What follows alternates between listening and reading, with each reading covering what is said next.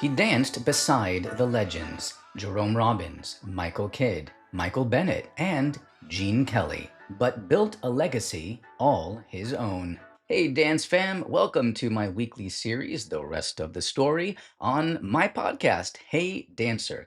If you're obsessed with the legends who made and continue to make dance iconic, make sure you're subscribed or following wherever you're watching or listening. And if you take a moment to like, share, comment, engage in any way, that would mean a lot. Let's get these inspiring dance stories on everyone's feed. All right, let's get into it. He was born on July 20th, 1935, in Harrisburg, Pennsylvania. His father, Ronald Aitken, was head chef at the Harrisburg Country Club, a man known for his laugh, his luck at cards, and his love of a quick getaway. One Sunday morning, he kissed his wife goodbye, promised to be home by midnight, and drove off toward Atlantic City. He never came back.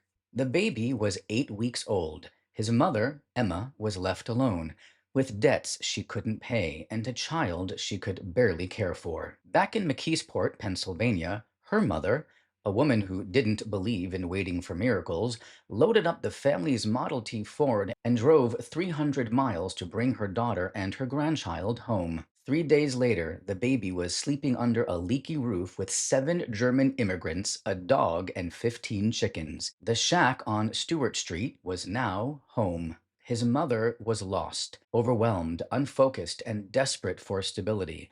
She even considered placing her baby in an orphanage. But her mother wouldn't allow it. "You keep that baby close," Grandma insisted. "We're the only family he's got." Music, beer, and laughter filled its walls, the kind that shook a small house on hot nights. A player piano pounded from the parlor while his uncles sang and stomped along. One night, that toddler in pajamas slid down the stairs, kicked his pants off, and started dancing. The adults howled. He didn't know it yet, but that was his first audience. Then his mother remarried. Sonny Cox moved in, bringing rules, noise, and a mean streak that filled the small house. Still, Grandma stayed close, the quiet force who slipped him kindness when no one else did. As the years passed, his fight for a place in the world began to take shape. Every week after school, he stacked cans at Grebbeck's grocery. On Fridays, he sold candy at his uncle's store. On other days, he crocheted pot holders and sold them door to door. By 7 years old, he was earning $2 a week. It wasn't much, but it was his. It's summer, 1944. He's 9 years old and running a lemonade stand when the neighbor across the street waves a dollar bill. "If you'll take my son downtown to his dance class," she says, "you'll get $1 and a free class yourself. Can you start today?" He's in, instantly. He's never met a chance to make a buck he didn't like, especially if it came with something free. Just then, his stepfather's Plymouth jerks to a stop at the curb, demanding to know where they're headed. When he hears the word dance, the reaction is instant. His stepson doesn't dance, he plays football and chases girls. But the boy doesn't flinch. He fires back that football can wait. Right now, he's going to earn the dollar he just got paid, and takes off running. And off he goes, up 2 flights of stairs into a loft overlooking a movie theater, his first dance studio. The teacher's name is Lillian Jasper. She watches him move and says, "Dance is written all over you." And while he's not sure what that means entirely, he's aware of how right dance is feeling on his body. Determined to take this tap dance thing seriously, when he gets home, he pries the lids off Progresso cans and screws them to his shoes. When his stepfather throws the makeshift shoes away, Grandma quietly retrieves them. And the next day, she hands him a small envelope. Inside are 4 brand new Selva Super Taps, the real kind, the kind professionals wear. "Give yourself everything you need to succeed," she tells him. He adds ballet and jazz to his tap training, soaking up everything Lillian Jasper throws at him. At school, the teasing starts. Boys snickering, calling him names for taking ballet. Embarrassed, he tells Lillian he wants to quit. But Lillian doesn't even let him finish the sentence. Dancers are not deserters, she says, the words sharp but steady. But then softer, she has an offer. If I pay you $5 a week to help me teach, will you stay? He stays, and at just 12 years old, he's being paid to teach dance. For that year's recital, Lillian Jasper toughens him up, gives him an Apache dance straight out of a Gene Kelly movie. A dagger in his partner's garter, a cigarette in his mouth. The crowd loves it. Soon after, his dancing moves beyond the studio. Local clubs start booking him, and by 15, he's performing for money, starting to see a way out of the shack in McKeesport, where life at home was growing more volatile by the day. After class one afternoon, his dance partner, Mary Lou Steele, leans over and whispers an idea. Why don't we open our own studio? He doesn't hesitate. With less than $100 between them, they rent the top floor of the Elks Temple and call it the Babalu Dance Studio. A $25 ad in the McKeesport Daily News brings in 75 students. He hires a pianist, writes the schedules, designs the costumes. Grandma donates the family piano. He hauls it up 3 flights of stairs himself. At 16, he's teaching 5 employees, running a business, and already dreaming of more. One morning, a newspaper ad catches his eye. Male dancers needed. Pittsburgh Civic Light Opera. He doesn't tell a soul. He grabs his dance bag, hops on the number 56 streetcar, and 45 minutes later, he's one of only 3 local men auditioning for choreographer Edward Knoll. After an hour of combinations, Noel thanks the other 2 and tells them to come back when they've had more training. Then he turns to the last dancer standing and offers him a contract for all 10 musicals of the summer season. It's his first professional job, his first union contract. The shows will include Call Me Madam, Panama Hattie, and Gentlemen Prefer Blondes. But there is one problem. Babalu Dance Studio. Who is going to teach while he's gone? He talks it over with Grandma, who reminds him the studio gave him confidence and that letting it go might be the next step forward. Her message is simple. Don't cling to what you got here. Give yourself what you need to succeed. So he does. The job is grueling, 12-hour days with the Pittsburgh Civic Light Opera, performing one musical while rehearsing the next, every Thursday, a $28 union paycheck. By late summer, he's 18 and leaving McKeesport for good. $130 in his pocket and a head full of survival instincts, as Grandma likes to say. At the Greyhound station, his longtime teacher, Lillian Jasper, pulls up with 4 students in tow. They break into a high-kicking farewell routine right there on the sidewalk, a joyful send-off for the boy who grew up in their studio. He watches, grinning as laughter and applause fill the terminal. Then he boards the bus. Hours later, the Greyhound rolls into Pennsylvania Station in New York City. He steps off, tired but alert, ready for the life he spent his whole childhood chasing. He checks into the YMCA near Herald Square, $9.75 for 3 nights. By lunchtime, he's already exploring the theater district. In an office building on West 46th Street, he finds the Actors Equity Bulletin Board, a dancer's lifeline. One notice jumps out. Male dancers needed. The Pajama Game. Choreography by Bob Fosse. Nowhere near a recognizable name yet, Fosse had just made a splash dancing in the movie Kiss Me Kate, where he also choreographed his number with Carol Haney, and this would be his Broadway debut as a choreographer. Now, the casting notice mentions that the ideal type would be those who look like factory workers. And for a kid from McKeesport, where half the town worked in mills and factories, it felt like fate. The audition is 2 weeks away. He takes a part-time job at a Times Square diner, 59 cents an hour, and splits a one-bedroom with 2 other dancers.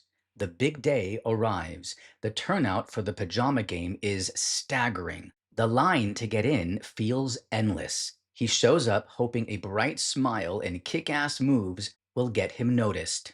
2 hours later, he learns that smiles and kick ass moves are only part of what Bob Fosse expects from dancers. Clipboard in hand, cigarette dangling from his mouth, Fosse personally evaluates every single one of them. Most of his questions are about Broadway credits. He doesn't have any. When Fosse finally asks how old he is, the kid fires back. How old do you want me to be? Fosse laughs. We're casting factory workers, not high school kids. You're a little young, but I like your energy. Fosse turns to his supervisor for a second opinion, and that's when this teenager realizes who it is: Jerome Robbins. The two whisper, debating whether a skinny dancer from McKeesport belongs in the room at all. Fosse nods. Stick around.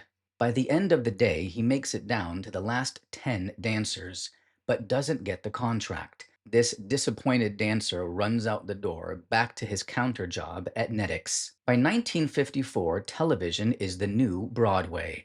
Dance jobs are everywhere, but so are dancers. Every audition draws hundreds, all fighting for a handful of spots. Then comes his first big break, the Jackie Gleason Show. Hired by choreographer June Taylor, he performs in 6 episodes, his first national television job. It's enough to cover rent, subway tokens, and classes with Peter Gennaro, one of Broadway's most in-demand dancers and rising choreographers. Still, he doesn't quit his counter job at Netix, 59 cents an hour flipping burgers. He figures luck never lasts forever, and he's not about to gamble on it. Soon after, another booking: the Texaco Star Theater with Milton Berle, better known as the Milton Berle Show. He's the youngest and least experienced dancer on the show, working under choreographer Herbert Ross. The checks jump to $132 a week. Live television, though, is unpredictable. Split-second changes, no retakes, and a host whose comedy often crossed the line. Milton Berle's pranks became a rite of passage, but this young dancer kept up, learning fast alongside veterans who'd been dancing on camera for years. Herbert Ross kept him busy, too, assigning him to monthly work on the Martha Raye Show in addition to his gig with Milton Berle. And when the Berle Show moved to Hollywood for its first color broadcast in 1955, he was invited along. During rehearsal week, producers asked for volunteers to swim with MGM star Esther Williams. He jumped at it, despite not being able to swim. During the live broadcast, the segment nearly went off the rails when Ms. Williams gave him a cue to swim with her. But lucky for him, another dancer accidentally misreads the cue and heads to Esther instead. But the panic was real, and he feared it might cost him the job. So after, backstage, Herbert Ross found him. But he wasn't angry. He was amused. He told him he had just the part for someone who could look convincingly panicked in a swimsuit, a beach scene role in his new Broadway musical, The Amazing Adele. Next thing he knows, he's part of the cast in a new show bound for Broadway.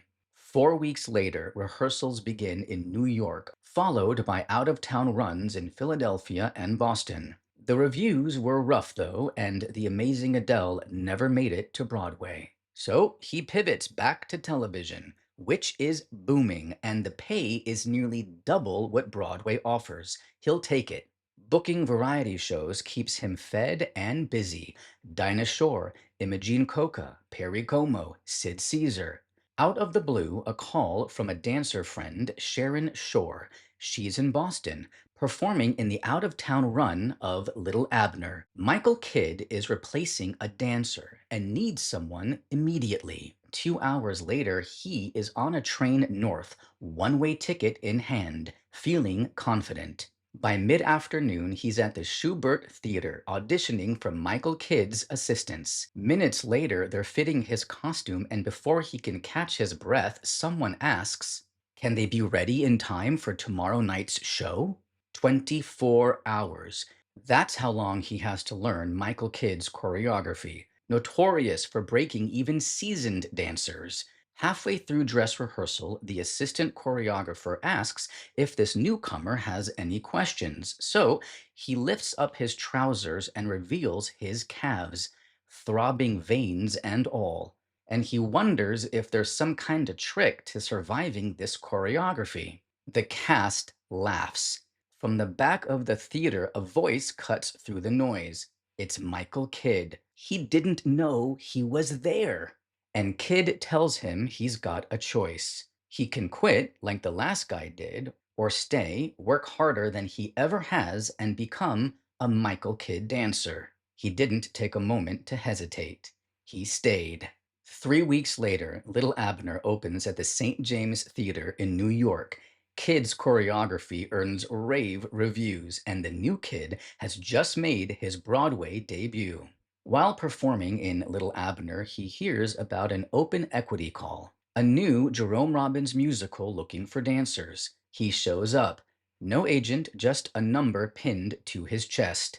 Hundreds of dancers circle the stage, leaping through combos.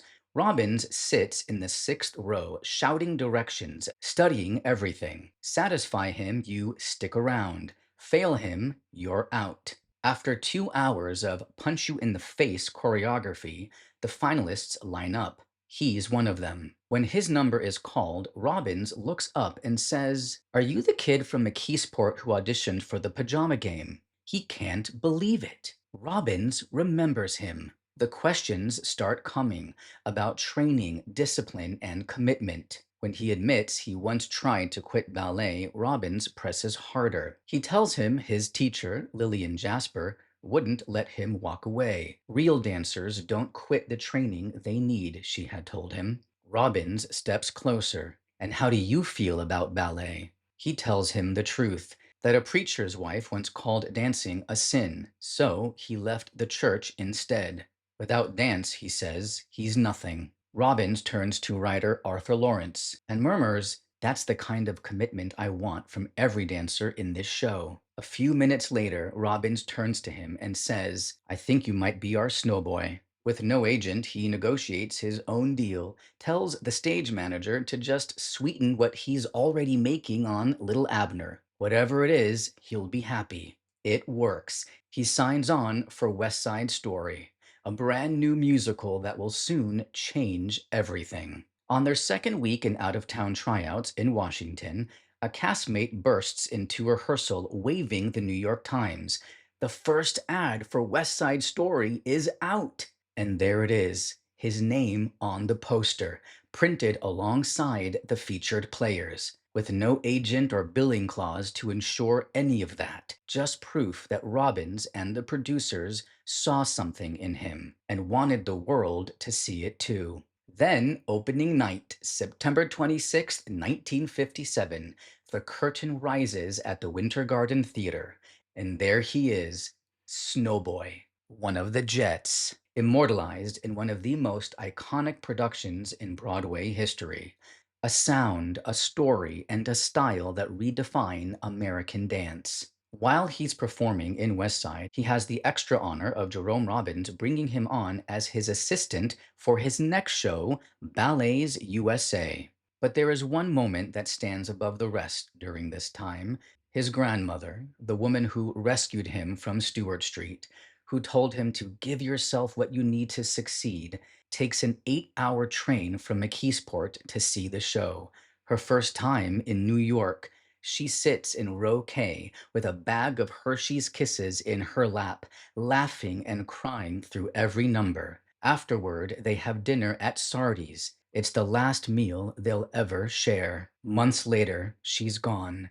But she got to see her boy, the one she refused to let the world give up on, featured in a show everyone was already calling a turning point for Broadway. He lands his next Broadway role in Green Willow, Frank Lesser's new musical. Choreographer Joe Layton casts him as Andrew, a mischievous devil who tempts a child with cookies and brings the house down in a number called The Spring Courting. By opening night, his dance is getting wild reactions, gasps, applause, and even a flustered co-star who misses his cue. When Green Willow opens at the Alvin Theater on March 8, 1960, it runs 97 performances. But weeks later, he's standing outside Carnegie Hall, staring at a magazine rack. And there he is on the cover of Dance Magazine. The caption reads, "The next dancer reaching for stardom." He can't believe his eyes. A few months later, Jerome Robbins calls.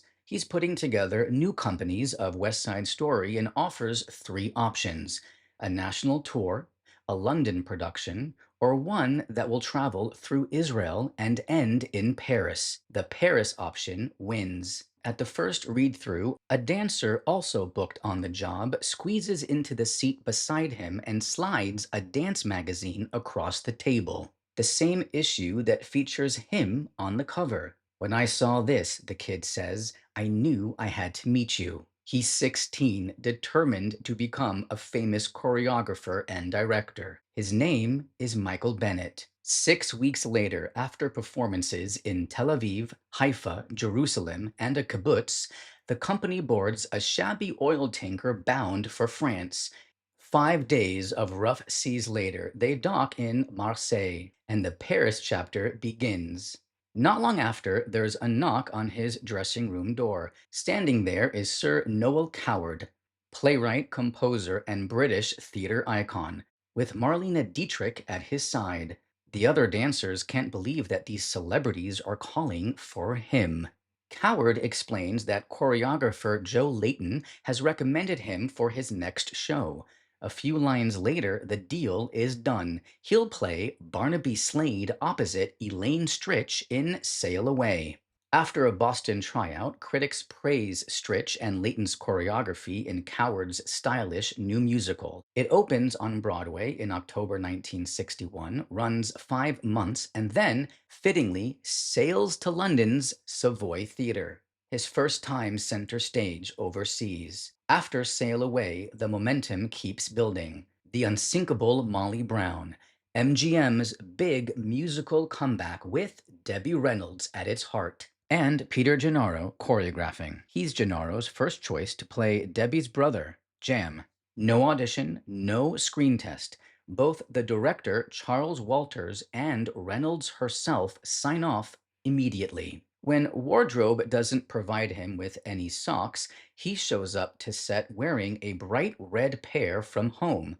Debbie spots them instantly. "Red socks?" she demands. He offers to change, but insists his character, Jam, the rough country brother, wouldn't wear anything ordinary.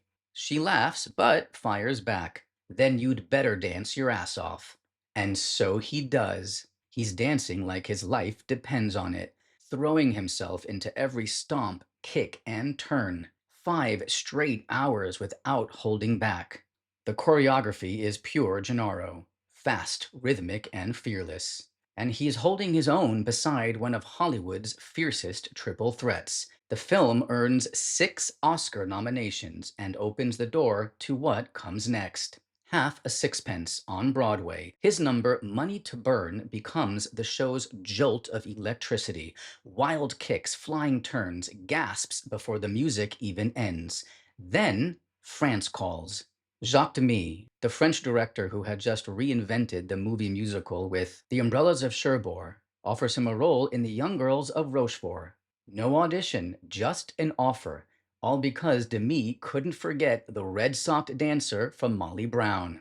On set, he finds himself working alongside his idol, Gene Kelly, another tap dancer who, like him, came out of the hills of Pennsylvania. He feels an unspoken kinship with him. During one duet with George Chakiris, he leaps up so high his head slams through a plexiglass ceiling. The crew freezes, production is halted, and Gene Kelly bursts out laughing, saying that some dancers really do send their energy through the roof. After filming, the momentum continues. He's invited to reprise Half a Sixpence, this time for the movie version, bringing his stage experience straight to the screen. Filming alongside Tommy Steele, he delivers the same explosive energy that once stopped the show cold on Broadway. And when the film premieres, the New York Times takes notice, praising him as an excellent young actor and dancer, among the most compelling performers in this Bronze Age of movie musicals. By the late 60s, the movie musical was, yeah, indeed, finished. Studios did try to revive it, but the era had passed. So he pivots, this time to choreography. In 1969, he choreographs Billy. It opens and closes in a single night, one performance. But in that one night, the New York Times critic, Clive Barnes, the most influential voice on Broadway, calls his choreography brilliant, and his work earns him a Tony nomination, a Drama Desk Award, and three new offers waiting on his desk. It's the kind of irony only Broadway delivers. The show dies in a single night, but the choreographer's career is born. He choreographs The Way We Were for Barbra Streisand and then goes back to Broadway where he joins Seesaw, a new musical, as choreographer, steering the troubled production through a rough Detroit tryout filled with illness, blackouts, and rewrites. When the producers bring in Michael Bennett as a show doctor, the two reunite more than a decade after their West Side Story tour, officially credited now as co-choreographers. The show runs 300 performances and wins Bennett a Tony for Best Choreography, but his name never makes the official award listing, a quiet sting beneath a major success. In 1974, he choreographs and directs The Magic Show, starring Doug Henning, a psychedelic mix of illusion and movement that earns him a Tony Award nomination for Best Director of a Musical. Through the next decade, he keeps evolving, directing, teaching, and shaping dance for stage and screen, including Barry Manilow's Copacabana the Movie in 1985, which earns him an Emmy nomination for Outstanding Achievement in Choreography. Then, in 1989, Robbins calls again. He's assembling Jerome Robbins Broadway, 60 dancers, 25 musicals, and 9 months of rehearsals, and asks his former snowboy to return, this time as co-director. But when Jerome Robbins Broadway sweeps the Tonys, including Best Director, only one name is called, and that is because only one director can be submitted per project. He watches the broadcast from home, hearing Robbins thank writers, performers, even the stage manager, but not his co-director. The omission stings. The next morning, a FedEx box arrives. Inside is a Tony statuette engraved with Best Co-Director of a Musical for Jerome Robbins, Broadway, 1990, and his name. Producer Manny Azenberg had walked into the awards office after the telecast, taken a statuette off the shelf, and had it inscribed himself. It wasn't official, but it was real, a reminder of what he'd built. By then, his focus had shifted beyond the spotlight. He became one of the earliest and most vocal advocates for choreographers working in film and television, pushing for visible credit, fair compensation, and lasting recognition for the movement creators behind the camera. Even as his advocacy grew, he never left the work itself, performing and consulting into his later years. He appeared in projects like Disney's Geppetto, danced under Marguerite Derricks for NBC's Teen Choice Awards, and lent his experience to So You Think You Can Dance, guiding a new generation from studio to screen. He helped launch the American Choreography Awards, originally the Fosse Awards, a platform he co-founded to honor excellence in screen choreography across film, television, and commercials. He also served as publisher and editor of Dance and Fitness magazine, and later created the online platform AnswersForDancers.com, a resource that continues to empower dancers and choreographers with education, opportunity, and advocacy. From the young dancer who once screwed tin can lids to his shoes, to the man who helped reshape how dance is created, credited, and remembered, his story shows that movement, when it's driven by purpose and passion, can change more than just a stage. His name Grover Dale. And now you know the rest of the story.